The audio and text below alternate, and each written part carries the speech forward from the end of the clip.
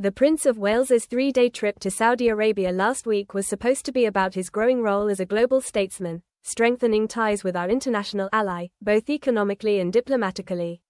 But sadly for Kensington Palace, the dark shadow of his uncle, Andrew Mountbatten-Windsor, continued to loom over him.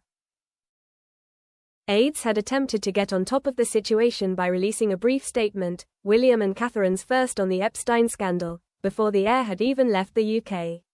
The idea was simple: address the situation in an attempt to prevent the whole trip from being derailed by the litany of claims surrounding Andrew and ensure the focus remained on William's most diplomatically challenging trip to date.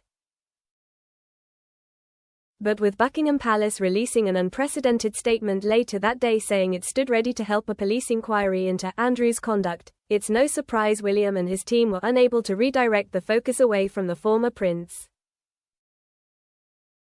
On the first full day of his trip, William was asked by a reporter, "Sir, to what extent do you think the royal family has done enough around the Andrew and Epstein issue?" While he didn't respond, an aide firmly reminded the traveling media that William's focus was on the task the government had set him. That included a meeting and private dinner with controversial Saudi leader Crown Prince Mohammed bin Salman, a focus on women and children, the country's transition to cleaner energy sources, and a visit to marvel at Al Ulah's stunning natural beauty.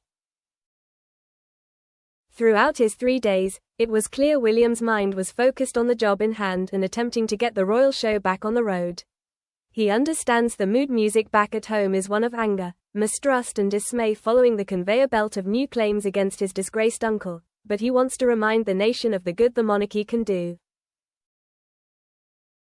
William has long sought to show that the monarchy's future is in safe hands. Over the past few years, he's sought to convey an image of normalcy, relatability and positivity.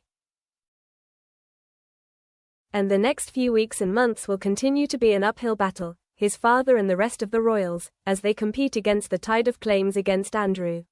There's no doubt that for some time to come, the former Duke of York will continue to cast a dark shadow over whatever the royal family does. P.S. I've enlisted the help of my wonderful deputy, Rebecca Russell, this week as I took a tumble in Saudi Arabia and fractured my ankle. It's been a difficult few days, but I'm glad to be back on home soil. I'm absolutely devastated that it brings an end to my London Marathon journey, but I'll be back with you fighting fit next week after some RR this weekend. If reports are to be believed, Sarah Ferguson is eyeing yet another comeback. Amid claims she's been hiding out in the French Alps and the Middle East, plotting her next move, it's starting to sound like Teflon-coated Fergie really believes she can ride the whole Epstein drama out. Perhaps she views the world with permanently rose-tinted glasses, but given that any charity would be mad to touch her with a 10-foot pole, any last-ditch shot at redemption sounds like a fantasy.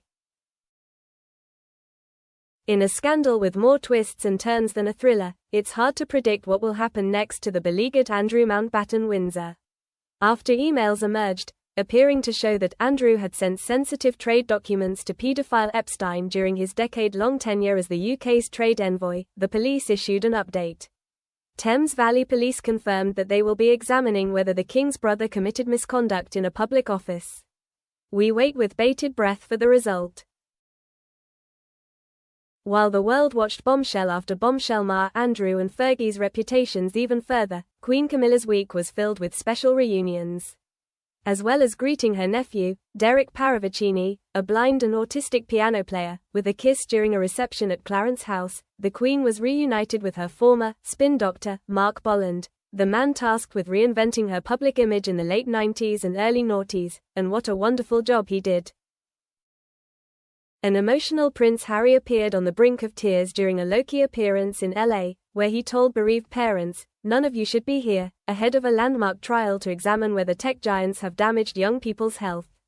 Fighting back his emotions, Harry spoke to the group in a restaurant and praised them for telling your stories over and over again.